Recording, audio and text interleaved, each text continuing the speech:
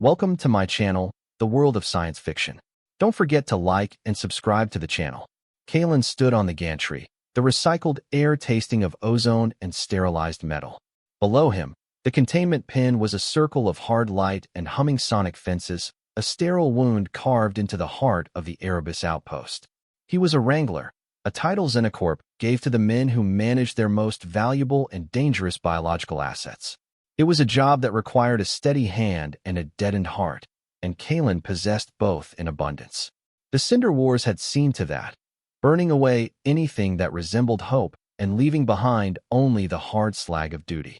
He leaned against the railing, the cold of the alloy of familiar, grounding sensation against his gloved palm. His world had shrunk to this platform, this pen, this endless cycle of nutrient paste dispersal and system diagnostics. It was a quiet, predictable kind of purgatory.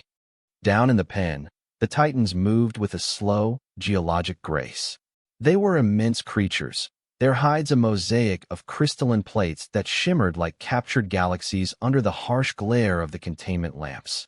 Xenocorp saw them as living excavators, beasts of burden whose sonic resonance could fracture deep earth or veins with unparalleled efficiency.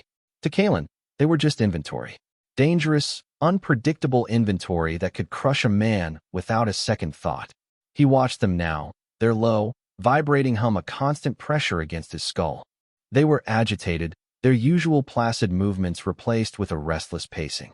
The cause of their unease was new, delivered by the laster freighter. It was a calf, small, by their standards, but still the size of an armored transport. Its crystalline plates were not yet hardened, showing a pearlescent, vulnerable sheen. It stayed close to the matriarch, a walking mountain of obsidian and fury whose gaze never left the upper gantries. The calf was a complication, an anomaly in the carefully managed ecosystem of the pen. It refused the nutrient paste, its delicate tendrils recoiling from the gray sludge that the adults consumed with stoic indifference. Kalen had watched it for 3 rotations, a slow, methodical starvation. Protocol was clear. Non-viable assets were to be culled. Supervisor Eris had already filed the report. It was just a matter of time. He descended the ramp, his magnetic boots clanking a rhythmic, lonely beat on the grated metal. The air grew thicker at the pen level, heavy with the Titan's musk, an earthy scent of deep stone and something else, something alien and electric. He stood before the transparent plasteel barrier, looking at the calf. It huddled under its mother's shadow, shivering despite the oppressive heat of the lamps. Its large, liquid black eyes were fixed on him, not with fear, but with a profound and unnerving curiosity. There was an intelligence there, a flicker of awareness that the corporate manuals dismissed as instinct. Kalen had seen that same look in the eyes of dying men on the blasted fields of Cygnus X-1. It was the look of a being that knew its world was ending. Something shifted inside him, a tectonic plate of long-buried empathy grinding against the bedrock of his cynicism. It was a fleeting, unwelcome sensation. He was a survivor. Survivors did not feel. They followed orders, they collected their pay, and they lived to see another sunrise over another sterile moon. But the calf's silent vigil wore on him, a grain of sand in the well-oiled machinery of his detachment. He thought of the protocols, of the culling bolt, of the quiet disposal of a life that had barely begun. He thought of the cold equations of profit and loss that governed this place, that had governed his entire life since the wars. On his next break, he did not go to the mess. He sat in his small, featureless quarters and unwrapped one of his own ration bars. It was a dense, nutrient-rich brick, but it had texture. It had a faint, synthesized sweetness that was a universe away from the bland paste fed to the Titans. It was a violation of a dozen Xenocorp regulations, from contamination protocols to asset interaction directives. He palmed the bar, its weight a small, solid rebellion in his hand. He walked back to the pen, the corridors empty during the shift change. The hum of the facility was a constant, indifferent witness. He stood before the plasteel wall again. The matriarch watched him, her massive head canted at an angle. The low hum in the chamber deepened, a warning. Kalen ignored her. His focus was on the calf, which had weakly lifted its head. He keyed a command into his wrist-mounted control unit, the sequence so ingrained in his muscle memory he could do it with his eyes closed. A small section of the sonic fence directly in front of him powered down, its shimmering blue field winking out of existence. An alarm would register on Eris's console, but it would be a low-priority one, easily explained away as a momentary flicker in the power grid. He had a few seconds. He knelt, his knee pressing against the cold floor. He broke off a piece of the ration bar and slid it through the nutrient delivery slot, a small aperture in the plasteel. The piece lay on the sterile floor of the pen, a dark, incongruous shape on the white ground. The calf looked at it, then back at him. It took a hesitant step forward, away from the safety of its mother. The matriarch's hum became a growl that vibrated through the floor, a physical force of maternal rage. Kalen did not move. He kept his eyes on the calf, his posture deliberately non-threatening. The calf extended a delicate, prehensile tendril from its snout and touched the ration bar. It probed the texture, the unfamiliar angles. Then, with a sudden, decisive movement, it scooped up the morsel and brought it to its mouth. Kalen watched the subtle movement of its jaw. The calf's large eyes blinked slowly. A soft, chittering sound, unlike the deep hum of the adults, echoed in the quiet of the pen. It was a sound of discovery, perhaps even of pleasure. It took another step closer to the barrier, its head now just inches from the plasteel. It made the sound again, a questioning note. Acting on an impulse he did not understand, an instinct that bypassed years of brutal conditioning, Kalen reached his hand through the delivery slot.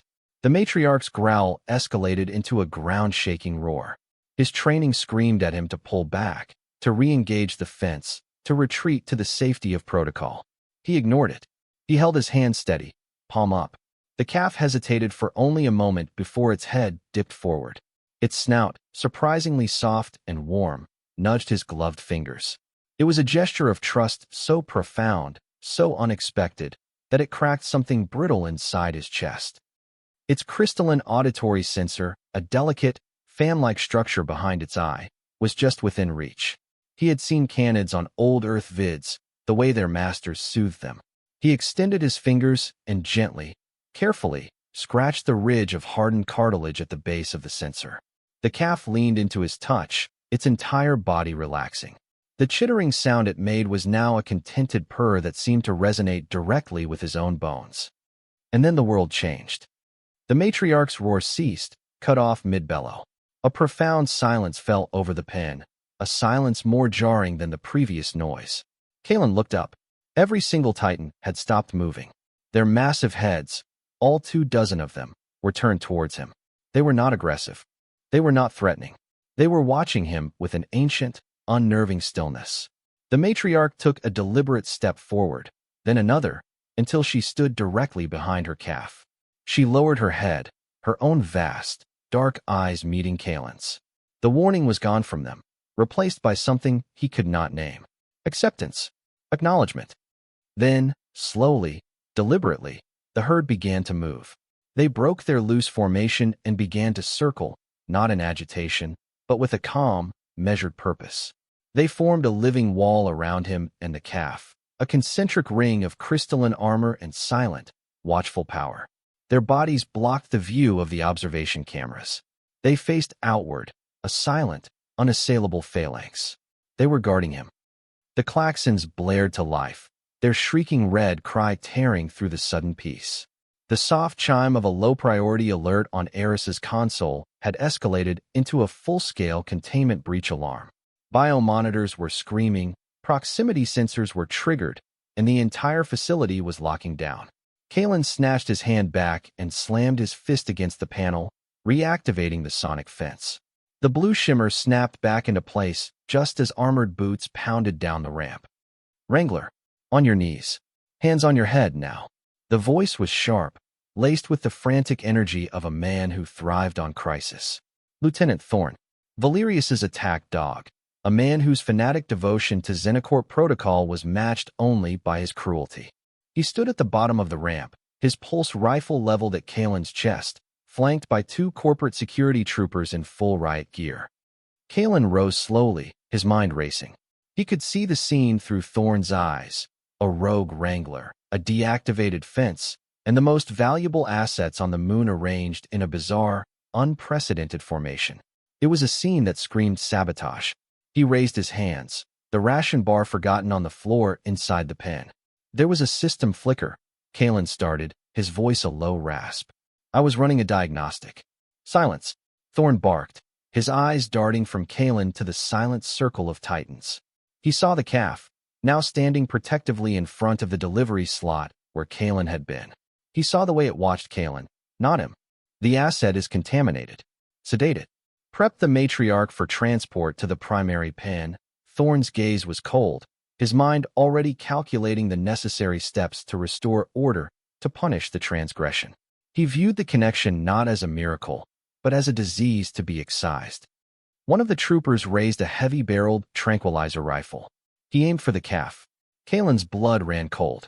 Don't, he said, the word a raw command. You'll agitate the herd. Thorn laughed, a short, ugly sound. The herd is already agitated because of you. Traitor, he nodded to the trooper. Fire. Before the trooper could pull the trigger, the matriarch unleashed a sound that was not a roar, but a focused, harmonic wave of pure force. The plasteel barrier, rated to withstand vehicle impact, crazed over with a spiderweb of fractures.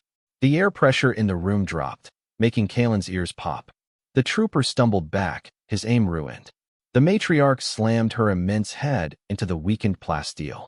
It did not just break, it exploded outward in a shower of razor-sharp fragments. Chaos erupted. The sonic fence shorted out with a scream of dying capacitors. The entire herd surged forward, a living avalanche of armored flesh. Alarms reached a fever pitch. Red emergency lights bathed the scene in a hellish strobe. Thorn and his men were thrown back by the sheer force of the breakout. Kalen was knocked off his feet, the world a blur of motion and sound. He scrambled backward, trying to get clear, but there was nowhere to go. The Titans were everywhere. He expected to be crushed, a footnote in a containment breach report. Instead, he felt a firm, insistent pressure against his back. It was the calf. It pushed him, guided him away from the trampling feet of the larger adults, nudging him into the protective shadow of its mother. The matriarch stood over them, a living shield, deflecting a falling support beam with a casual shrug of her massive shoulder. Kalen looked from the calf to the matriarch, his mind struggling to process the impossible reality. They were not rampaging. They were escaping, and they were taking him with them. This was his only chance. To stay was to be executed by Thorn or crushed in the chaos. His survival instinct, honed in a dozen war zones, took over. He was no longer a wrangler. He was a fugitive. His allegiance, by accident and by a single, inexplicable act of kindness, had shifted. He scrambled to his feet and moved with the herd, letting the calf guide him toward a massive cargo airlock that the matriarch was already tearing from its hinges. They were his only way out. They burst from the containment bay into the cavernous loading dock. The frigid air of Erebus washed over them, a shocking contrast to the heated pen. Thorn's voice crackled over the facility-wide comms, a furious, spitting torrent of orders. Seal the blast doors. All units, Sector Gamma.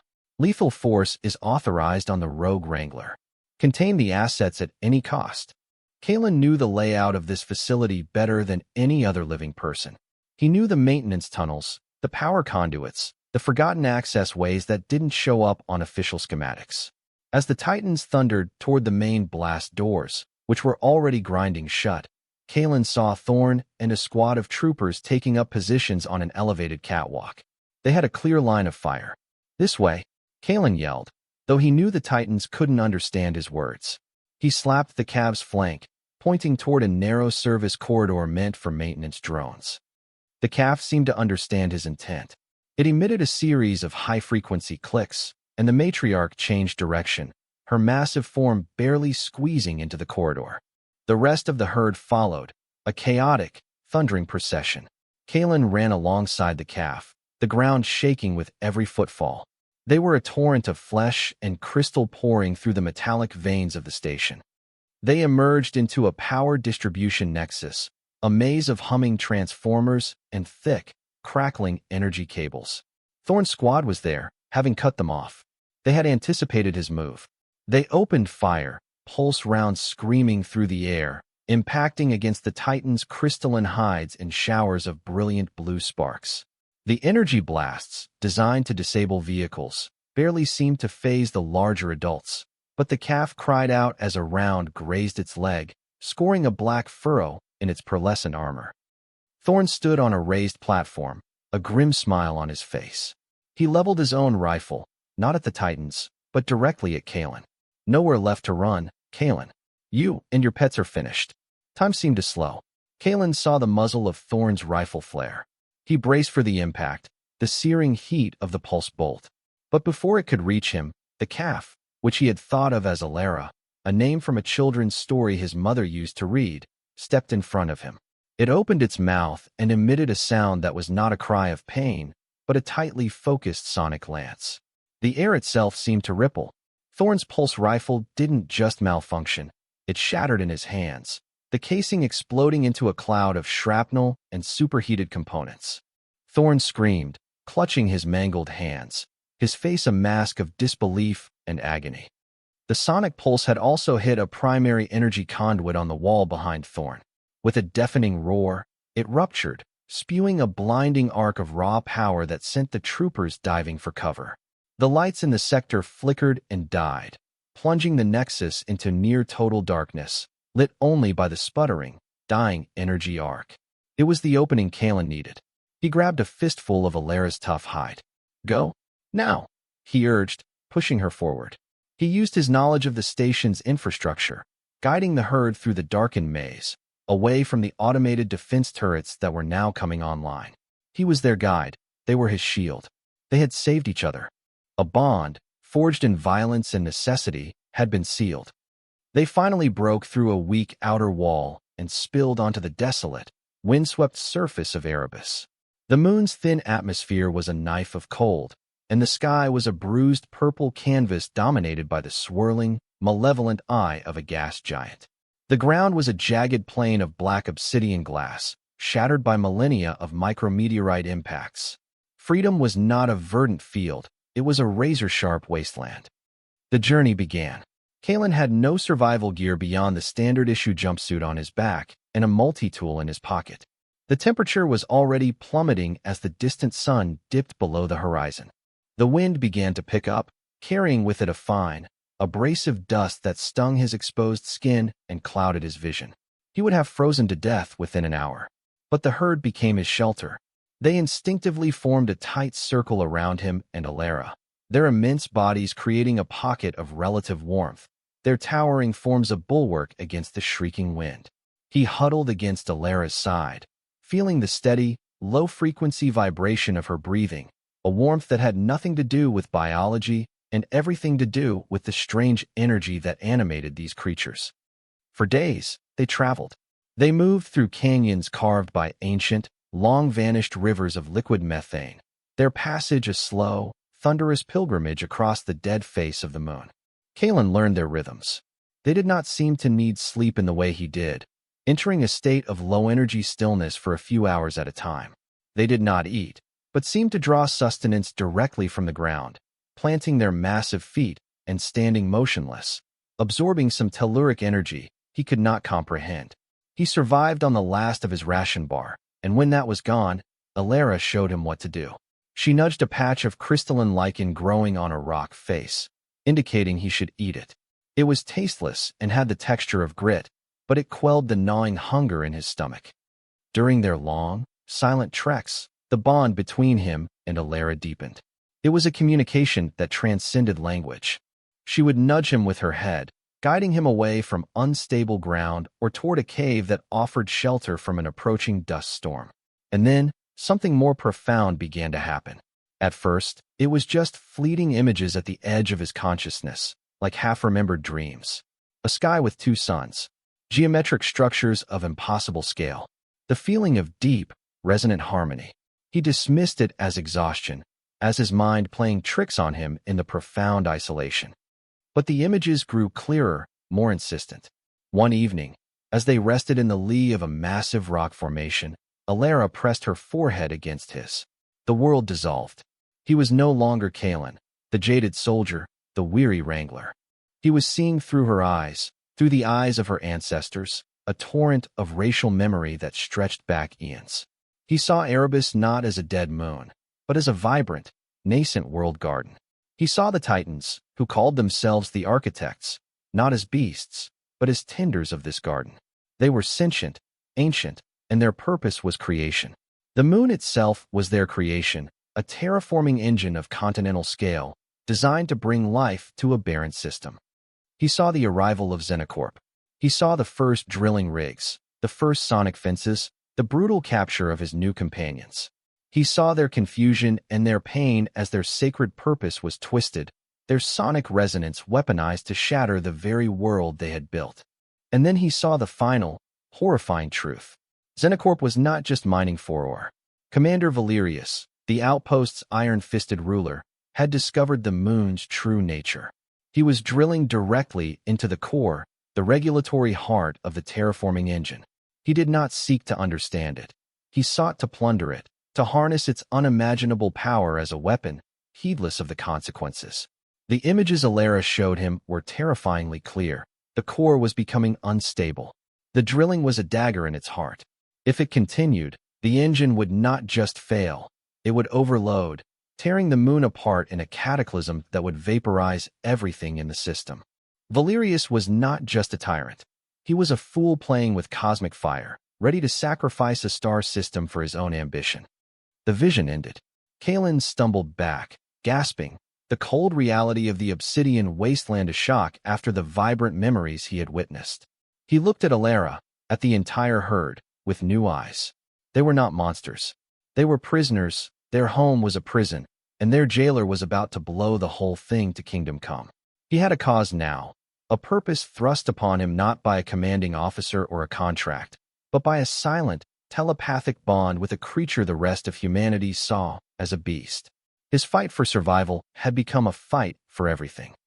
During one of the more treacherous canyon crossings, a loose rockfall had sent him tumbling down a steep incline. His leg was badly gashed, a deep, bleeding wound on his calf. He had managed to bind it with a strip of cloth from his jumpsuit, but it was festering in the harsh environment. As he sat, gritting his teeth against the throbbing pain, Alara approached him. She lowered her head and extended one of her delicate tendrils, touching the edge of his makeshift bandage. A soft, blue-white light emanated from the tip of the tendril, and a wave of soothing warmth spread through his leg, dulling the pain to a distant ache. He watched, astonished, as the bioluminescence seemed to knit the tissues together beneath the cloth. It was a slow, gentle process, a gift of healing. As she ministered to his wound, his gaze fell upon a mark on her flank, partially hidden by an overlapping crystalline plate. It was a brand, a scorched symbol seared into her young hide. The Xenocorp logo, a mark of ownership, a violation.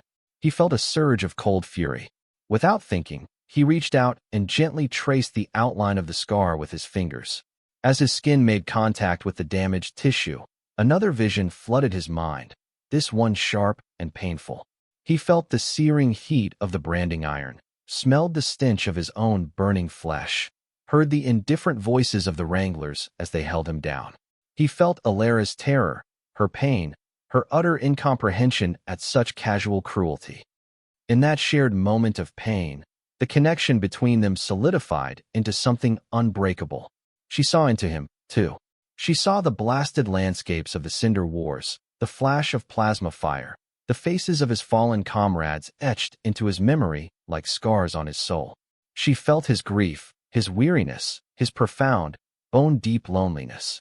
They were two wounded survivors, a man who had forgotten how to feel and a creature who had only ever known pain from his kind, finding a common ground in their shared scars. He was no longer just her protector. He was her kin. Their reprieve did not last. The sky, once empty save for the swirling gas giant, was now streaked with the plasma trails of descending craft. Valerius had not given up. He had sent Thorn. Kalen spotted them first, three sleek, gunmetal gray armored skimmers cresting a distant mesa. They moved fast, their anti-grav engines kicking up plumes of black dust.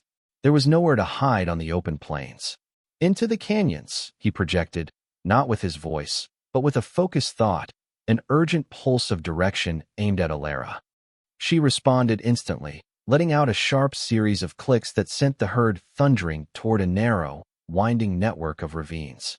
The skimmers gave chase, their engines whining as they dipped below the canyon rim. The hunt was on. Pulse cannons roared, bolts of blue energy exploding against the canyon walls, showering the fleeing titans with razor-sharp shards of obsidian.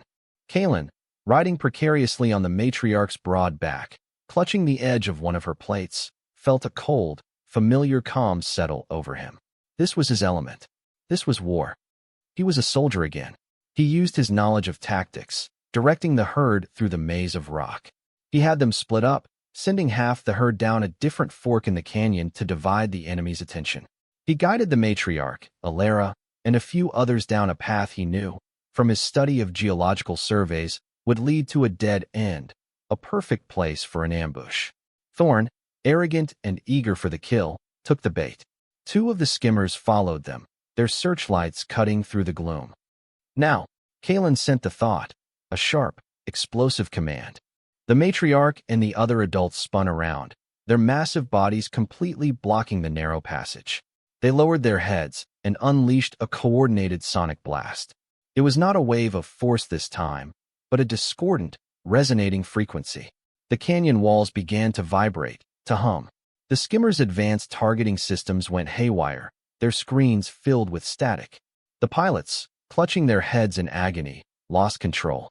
One skimmer slammed directly into the canyon wall, exploding in a brilliant fireball.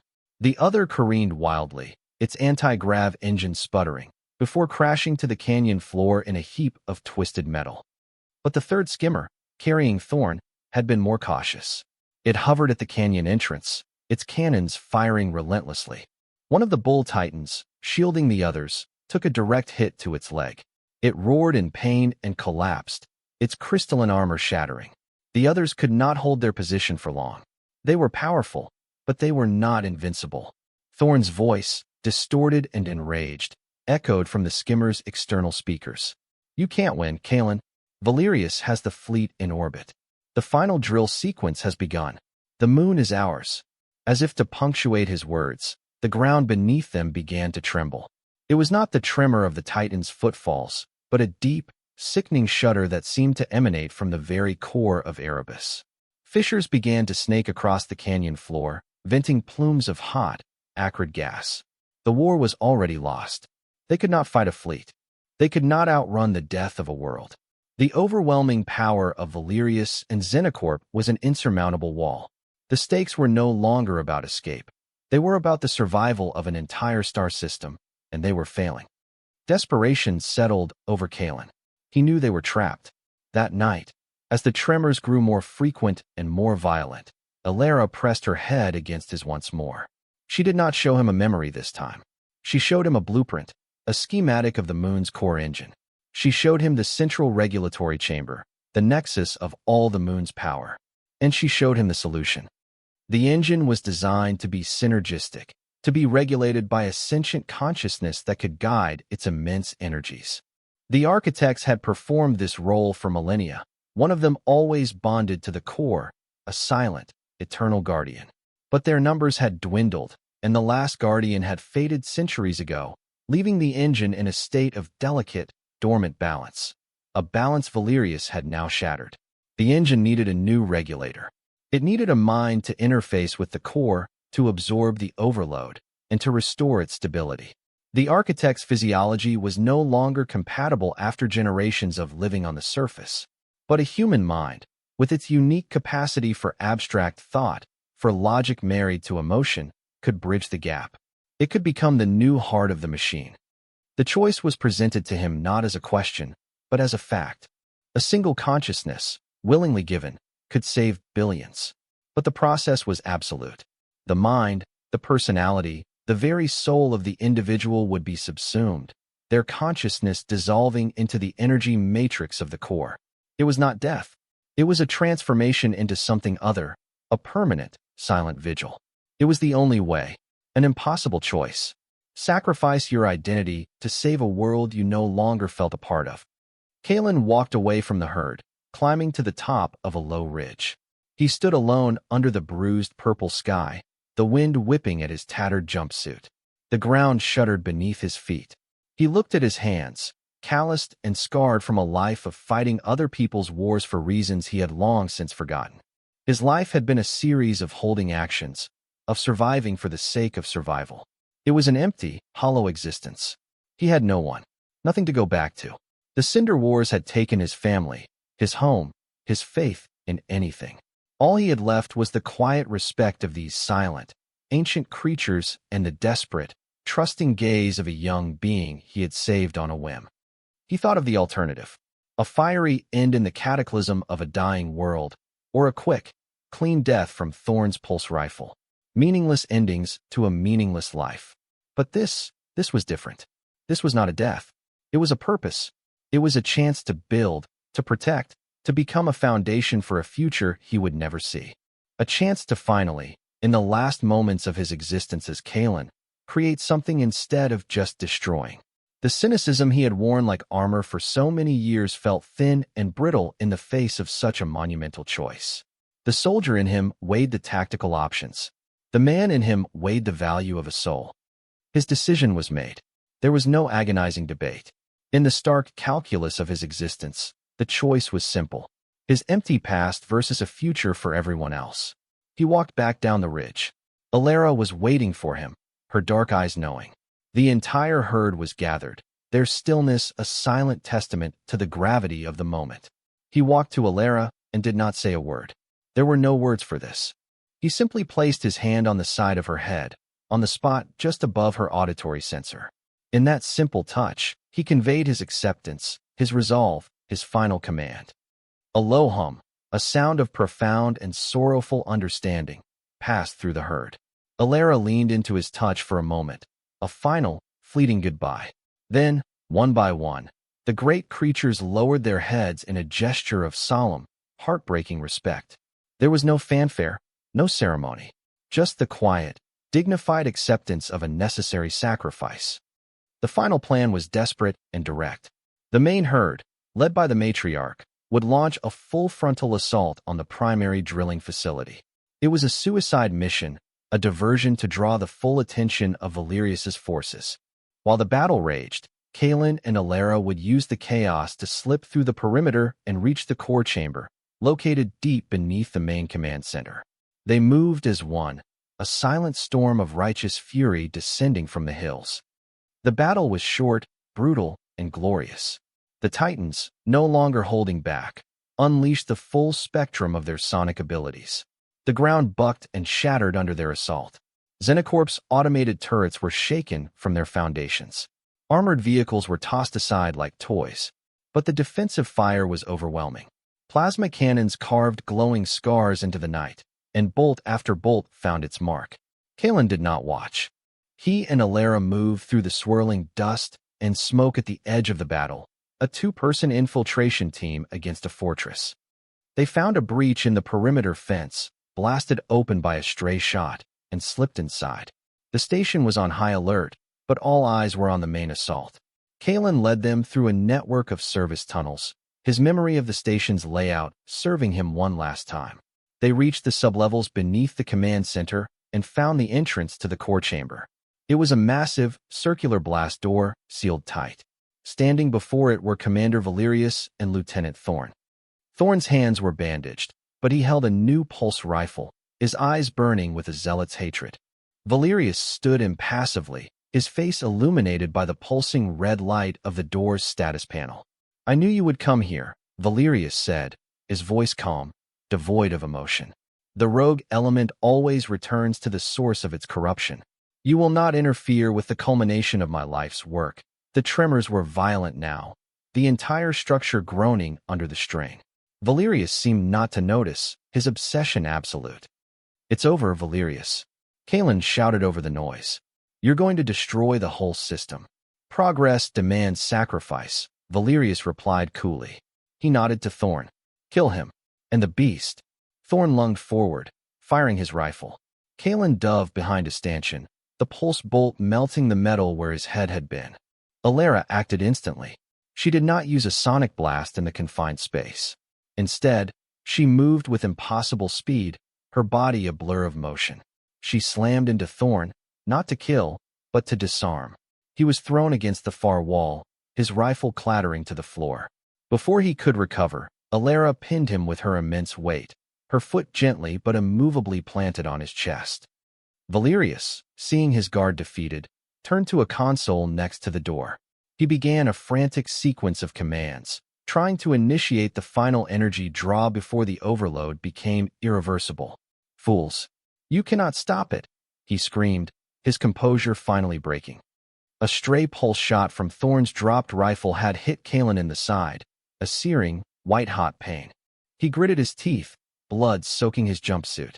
He knew he had only seconds. Ignoring Valerius, he staggered toward the blast door. He placed his palm on the access panel. It required a Wrangler's biosignature. The panel chimed, and with a hiss of pneumatics, the great door began to open. The light from within was blinding, a pure, white energy that was not hot, but cold, a light that seemed to exist outside the known spectrum. In the center of the chamber was a crystalline altar, a pulsating, multifaceted jewel the size of a shuttlecraft. This was the heart of the moon. This was his destination.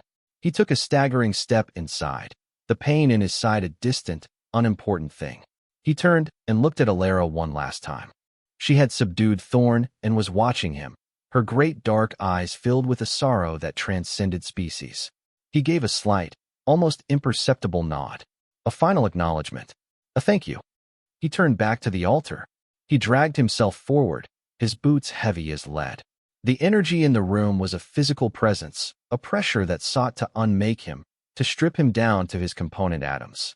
He reached the altar and placed his hands upon its smooth, humming surface. Agony, an ecstasy. His entire existence was funneled into the crystal. Every memory, every sensation, every scar on his body and his soul was drawn out of him. He saw the face of his mother, heard the laughter of his fallen friends, felt the grit of the Cinder War's battlefields, smelled the sterile air of the Xenocorp facility. His name, Kalen, echoed and faded. His identity, the hard shell he had built around himself, fractured and dissolved. He was being unwritten, but as he was unmade, he was also remade. His consciousness expanded, flowing like water into the infinite, geometric lattice of the core. He became the machine. He felt the tremors, the imminent overload, the screaming pain of the moon. And with a single, focused thought that was no longer human, he reached out and took control. He grasped the storm and commanded it to be still. The process was instantaneous. Across the entire moon of Erebus, the violent tremors ceased. The ground became solid and still. The shrieking, overloaded hum of the drilling equipment fell silent. On the battlefield outside, the plasma cannons of the Xenocorp defenses powered down in midshot. The automated turrets swiveled into their dormant positions. In the core chamber, the blinding light from the altar softened to a gentle, steady, blue-white pulse. The emergency alarms cut off, plunging the station into a profound and sudden silence. Commander Valerius stared at his console, which had gone dark. All his readings were flatlined. The immense power he had sought to command had simply vanished, replaced by a perfect, unassailable stability. He was left in a dead room, his ambition turned to dust, his life's work undone by a single man and a beast. He looked at the gentle, pulsing heart of the moon and finally understood the scale of his failure. The war was over. The Xenocorp soldiers, their weapons suddenly inert, lowered them in confusion. The Titans, their rage abetted by the wave of psychic calm that washed over the moon, ceased their attack.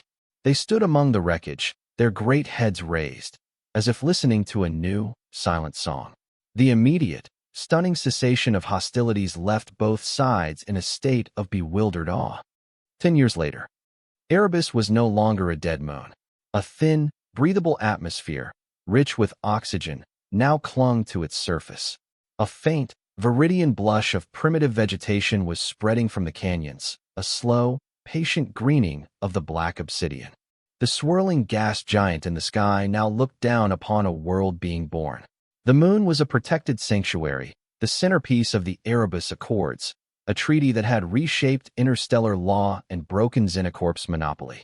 The Titans, now known throughout the galaxy as the Architects, roamed free, their thunderous footsteps the heartbeat of the nascent world. A gray-haired man stood on a rocky outcrop, his face weathered by time and regret. It was Eris, the former supervisor, now a senior member of the new joint council that governed the system. He stood beside a fully grown matriarch, her pearlescent hide now hardened into a magnificent, shimmering armor. Alara. They stood in comfortable silence, looking down at the old Xenocorp facility. Most of it had been dismantled, but the central command hub had been left standing, a monument to what had happened there. The entrance to the core chamber was sealed, not by a blast door, but by a simple, unadorned stone archway. It had become a sacred place. No one went inside. No one needed to. The entire moon hummed with a quiet, steady, conscious energy. They did not call it the core anymore. They called it the Guardian. Some, in hushed tones, called it the heart of Kalen. Eris looked at the silent structure and remembered the cynical, broken man he had sent to his death, the wrangler who had been paid to manage beasts and had instead become a god. He felt it then, as he always did when he came to this place, a sense of being watched, not with eyes, but with a vast, benevolent awareness that resided in the very stone beneath his feet, in the air he breathed, in the gentle, rhythmic pulse of the world. It was a feeling of profound, unshakable peace, a peace bought with the total sacrifice of one man. Kalen was gone, his name a footnote in a historical file. But his choice, his legacy, was eternal. It was the silent hum of a world reborn, a solemn promise kept in the quiet heart of a living moon.